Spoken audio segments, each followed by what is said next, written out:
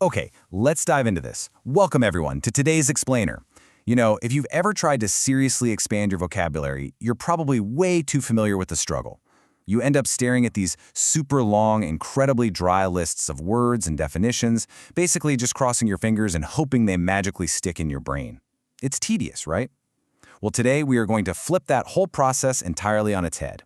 Instead of just mindlessly memorizing a vocabulary list, we're going to use it to literally decode human archetypes. We're going to see exactly how language categorizes the very essence of who we are, what we believe, and, well, how we act. So here is our source material for today. It's this pretty dense, bilingual English to Hindi vocabulary study sheet. Specifically, it's a list of one-word substitutions. Now, at first glance, I know, it just looks like 14 lines of pure rote memorization. You've got the English phrase, the Hindi translation, and then the single word equivalent. But if you look really closely, right at the top heading, it says person, people, individual, character. And guys, that right there is our key. Because this isn't just a list of random words, it's practically a catalog of human behavior. To make this incredibly easy to retain, we're actually going to break this list down into 5 thematic chunks. Number 1, the power of one word. 2, faith, belief, and doubt. 3, agents of law and chaos. 4, unique lifestyles and skills. And finally, number 5, beyond human characters. All right, let's kick things off with Section 1, the power of one word, grouping by theme. Which leads us directly into Section 2, faith, belief, and doubt, navigating the divine. So rather than reading this list alphabetically or numerically like some boring textbook, we are going to put on our social anthropologist hats for a second. When you group vocabulary by human traits, you aren't just learning a rigid definition, You're actually attaching a concept to a recognizable human face or persona. So starting with the very first item on our source sheet, we have the agnostic. The definition provided here is one who is not sure about God's existence. The absolutely crucial detail to banker into your memory here is that phrase, not sure. You see, this archetype isn't defined by total rejection, but by pure uncertainty. It's basically the embodiment of the human question mark when it comes to the divine. Now, if you jump down the list a bit to item number 8, we find the atheist. The study sheet defines this as one who does not believe in the existence of God. So we immediately see a massive contrast here. Unlike the agnostic, the atheist is defined by an active stance. It is the absolute, definitive absence of belief. Now, what's really interesting about looking at these two side by side is that it maps out a super common trap for language learners. People mix these two up all the time. But when you extract them as archetypes like this, the subtle but honestly massive difference becomes crystal clear. We have total uncertainty on one side and active disbelief on the other. To wrap up our category on belief, we have item number 7 on the list, the apostate. The definition given is a person who has changed his faith. Think about it. If the agnostic is uncertain and the atheist is unbelieving, the apostate represents movement. It's the ultimate shift in a person's core belief system, literally stepping out from one worldview and entirely into another. Okay, so we've looked inward at faith and belief.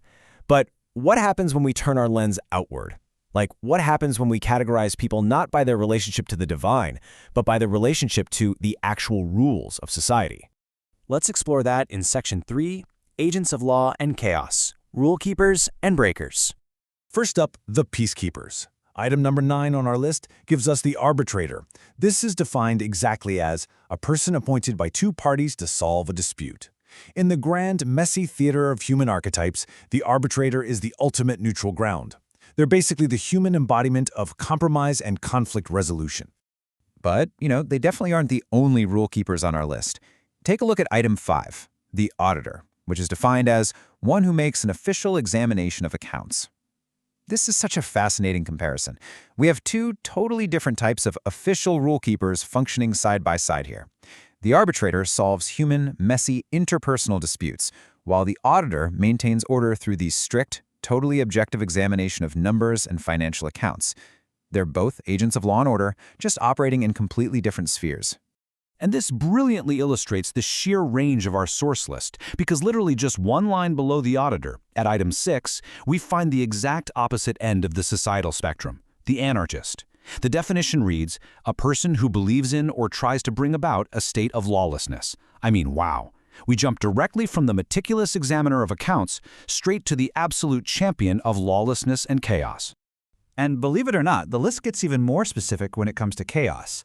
Go all the way back up to item 2, the arsonist, defined as a person who deliberately sets fire to a building. This just goes to show how incredibly specific and granular these one-word substitutions can really get.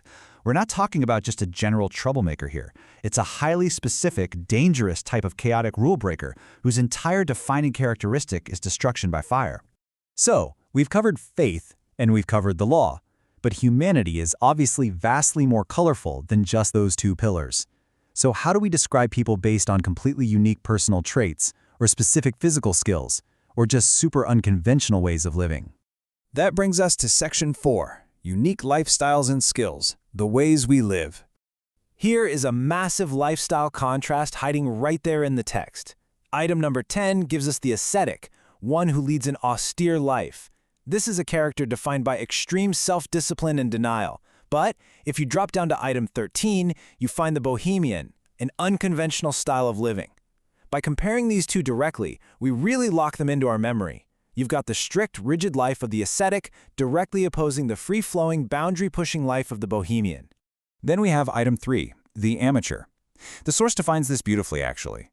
One who does a thing for pleasure and not as a profession. You know, in everyday conversation, we sometimes use the word amateur almost as a slight, right? Kind of suggesting someone isn't very good at something. But this definition brings us right back to the archetype's real root.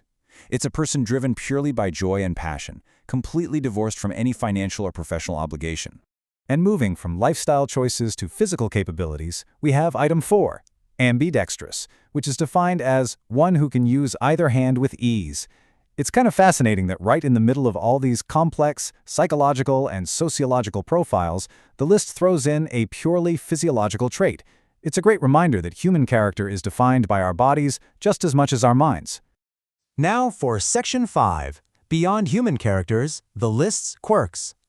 So the crucial point here is that while we've found some absolutely amazing patterns so far, sometimes study lists just break their own rules, and to truly master any source material, we have to look at its anomalies. Let's rapid fire through these final little quirks hiding right at the bottom of the page. At item 11, we have venial, defined as denoting a sin that is not regarded as depriving the soul of divine grace. Notice that this describes an action, a pardonable sin, rather than an actual person. Then item 12 is astronomy, study of stars. I mean, out of nowhere, we've jumped from human archetypes to a scientific discipline. And finally, we have the incredibly intriguing item 14. It literally reads, one who is bad in spellings, hyphen, and then it just cuts off. The word itself is completely missing from the image. It's this wonderful little bit of irony that the entry about bad spelling is physically incomplete on the page. Bringing it all back to where we started, let's look again at the actual title of this source sheet. Person, people, individual character. It is honestly amazing just how much of the vast, messy, and totally contradictory human experience is packed into just these 14 short lines of text. By breaking them out of their numbered constraints and grouping them by theme, we haven't just memorized vocabulary today, we've essentially taken a mini tour of human nature itself. And you know, that is the true power of learning this way. You start to literally see these words walking around in the real world. So I'm going to leave you with this to think about as you go about your day. After looking at this list, which of these one-word archetypes best describes you? Or perhaps the person sitting right next to you? Think about it. Thanks so much for joining me on this explainer, and keep exploring.